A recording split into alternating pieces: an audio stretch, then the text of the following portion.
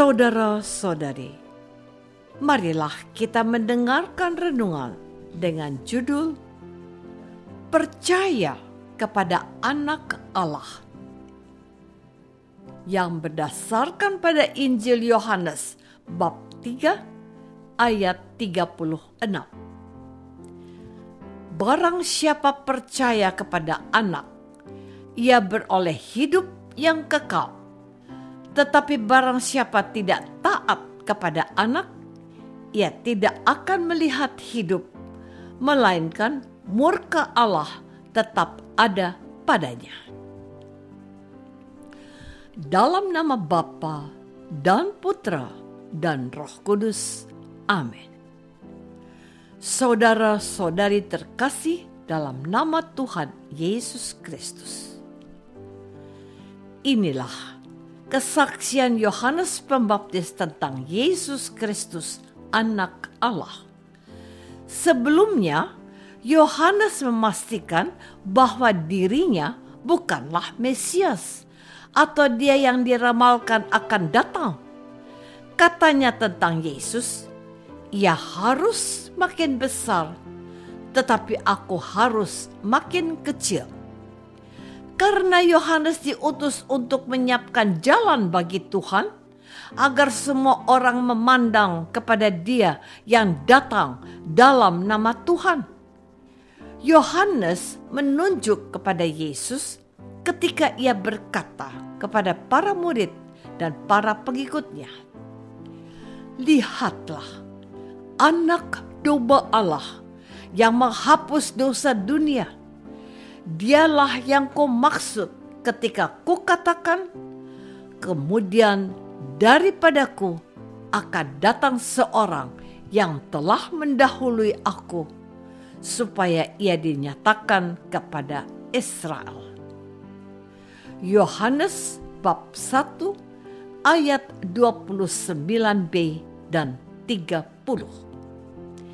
Dengan kesaksiannya ini, Yohanes tidak menghendaki orang banyak berhenti mengaguminya, melainkan mereka harus melangkah lebih jauh untuk menemukan sosok yang diwartakan, yaitu Yesus, Anak Domba Allah. Mereka harus mengandalkan Yesus, bukan dirinya. Saudara-saudari terkasih, dalam kesaksiannya itu Yohanes menegaskan, barang siapa percaya kepada Anak, ia beroleh hidup yang kekal. Tetapi barang siapa tidak taat kepada Anak, ia tidak akan melihat hidup, melainkan murka Allah tetap ada padanya. Ada dua hal yang mau disampaikan oleh Yohanes, bahwa orang banyak itu harus percaya dan taat kepada Anak Allah. Mereka harus percaya kepadanya karena Dialah yang diutus ke dalam dunia oleh Bapaknya. Karena Bapa mengasihi mereka di dalam Dia, maka mereka juga harus taat kepada apa yang diajarkannya kepada mereka. Tujuan akhir dari percaya kepada Anak dan taat kepadanya adalah beroleh hidup yang kekal.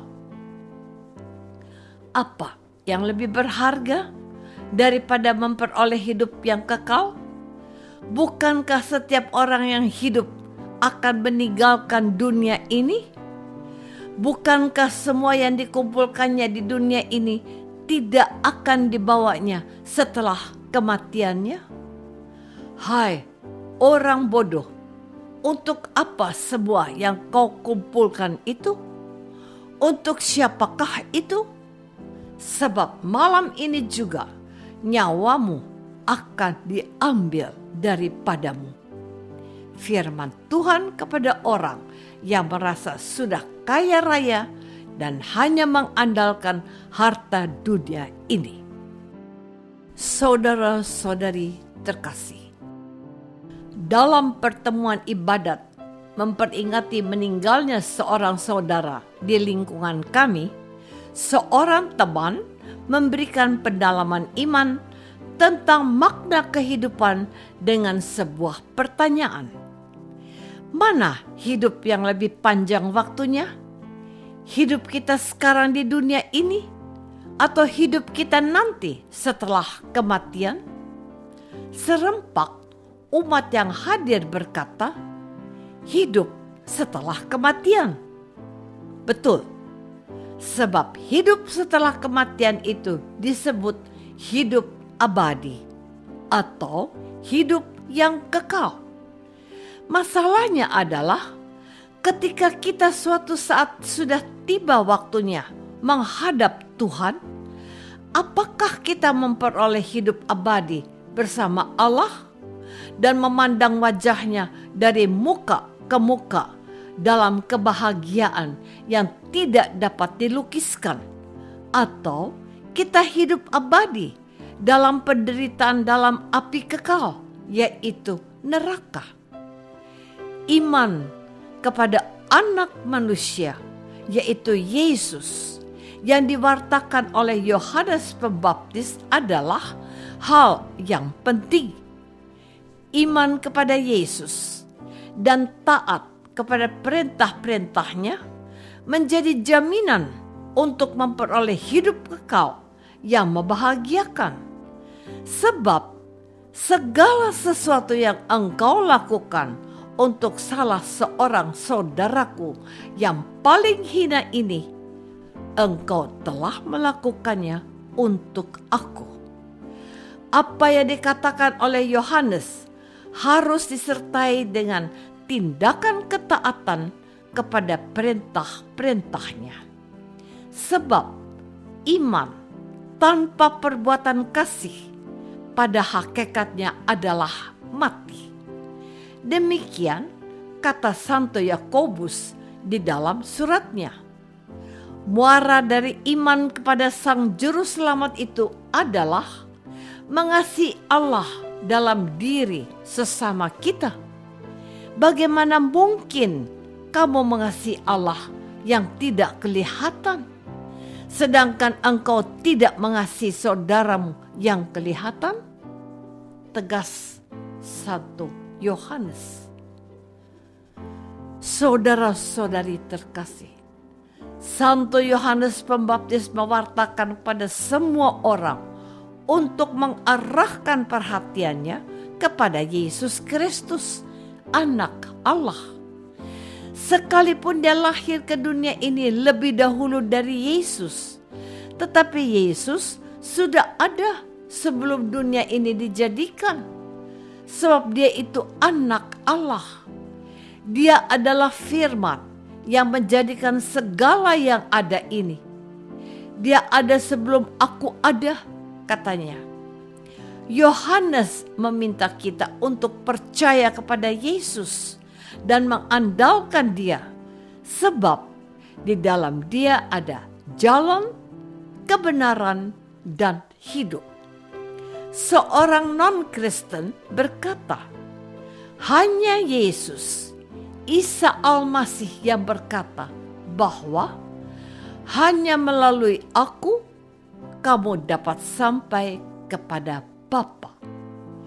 Hanya Yesus yang berkata, aku akan menyediakan tempat bagimu, sebab di rumah Bapakku ada banyak tempat. Orang ini, sekalipun ibunya adalah seorang pendakwa, ia akhirnya memilih percaya kepada Yesus sebab dia sadar bahwa hanya Yesus yang dapat memberikan kepastian akan kehidupan bahagia dan kekal setelah kematian. Bagaimana dengan kita yang sudah percaya? Apakah kita meragukan iman kita? Apakah kita akan tidak menaati perintah-perintahnya? Marilah kita teguh pada iman kita serta setia menaati perintah Yesus.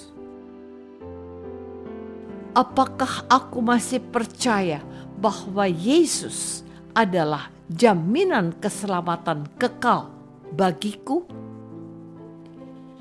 Marilah kita berdoa. Bapa yang Maha Baik, dari kesaksian Yohanes hari ini, kami diteguhkan untuk menerima Yesus sebagai juru selamat kami, serta hanya percaya dan mengandalkan Dia. Tambahkanlah iman kami kepada Dia yang adalah Kristus, Tuhan kami. Amin. Semoga kita semua selalu dinaungi dan dibimbing oleh berkat Allah yang Maha Kuasa.